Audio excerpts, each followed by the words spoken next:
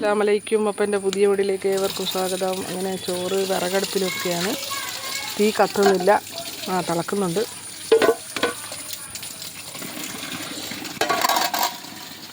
നനഞ്ഞ വിറകായതുകൊണ്ട് ഇങ്ങനെ അടുപ്പിൻ്റെ അടുത്ത് വെച്ച് ഉണക്കുകയാണ്. നിങ്ങളൊക്കെ വീട്ടിൽ ഇങ്ങനെ ചെയ്യൽ? ആരെങ്കിലും ഇങ്ങനെ ചെയ്യുന്നുണ്ടെങ്കിൽ കമൻറ്റ് ചെയ്യണേ. തീ പിടിച്ചേക്കും.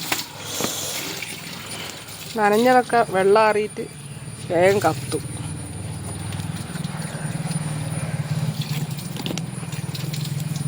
വിറക് വരെ ചോരുന്നതുകൊണ്ട് വെള്ളം മുഴുവനും വിറക് വരയിലാണ്. അങ്ങനെ നനഞ്ഞ വിറകെടുത്ത് ഉണക്കുക. ഈ ഉണക്കിയ വിറകായി കത്തുന്നു.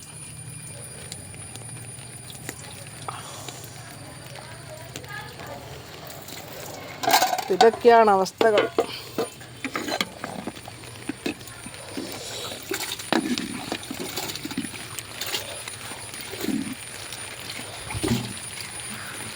അതാ മഴ പെയ്തു.